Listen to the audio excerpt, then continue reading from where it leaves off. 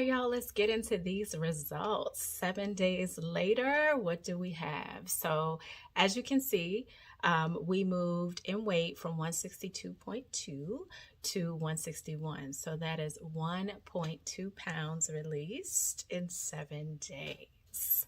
Moving on to BMI, the body mass index, we started at 28. And now we're at 27.8. So that is another loss of 0.2. So we're going down. Moving on, body fat started at 34%. Now we're at 33.7.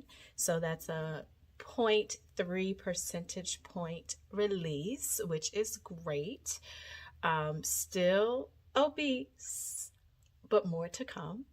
Moving on to fat-free body weight, that is now at 106.8, so a 0.2 release, which is good. I'm wondering if it went down because my weight went down. That's what I'm assuming. Any personal trainers, fitness folks that know body composition stuff, feel free to comment and learn us real good about what all of this means.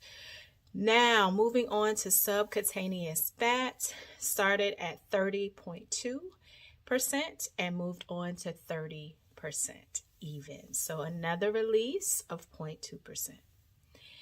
Next up, visceral fat remains the same. That is the stubborn fat that is just holding on to everything. So it's probably going to take some time to release that, which is fine. It may or may not go down during this cleanse.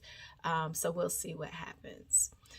Moving on to body water, 45.2 is where I started, and I actually increased the body water at 45.5. I'm guessing that's a great thing to increase the body water. I have been drinking water, right? So I'm thinking that's good.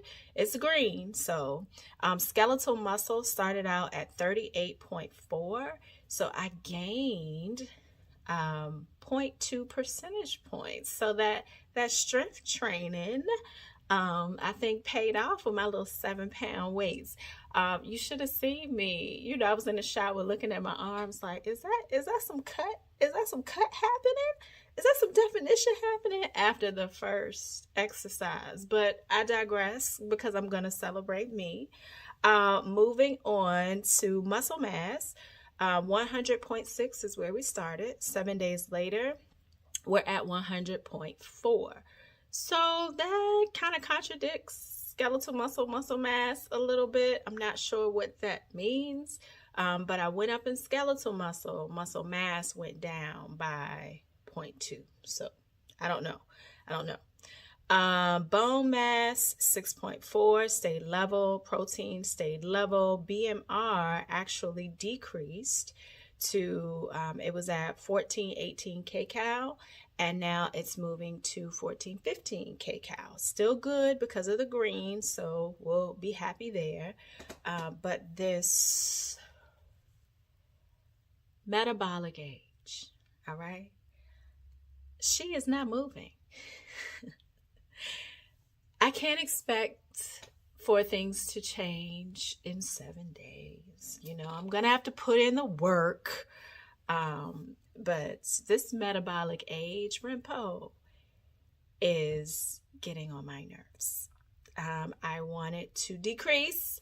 I want it to get closer to my real age. So maybe we'll see some things happen in this coming week or the following week. I am going to go 28. I'm telling myself I'm going to go 28. So maybe we'll see what happens with that. That's the one stat I'm like, what we doing? Okay, what are we about to do? Yeah, metabolic age. I'm not feeling it. All right, so just wanted to run down these stats so that you are aware of what's happening. So in the first 7 days, I was able to release weight, reduce BMI, reduce body fat. Other things kind of stabilized, had a little interesting thing happen with skeletal muscle and muscle mass. that metabolic age remained the same, among other things. So I will do a rundown of these stats at the end of this coming week just to see where we are, what happened, because as you know, this is raw week. So we're going to see how eating raw has impacted my body composition. Thanks for watching, and I hope you enjoyed it.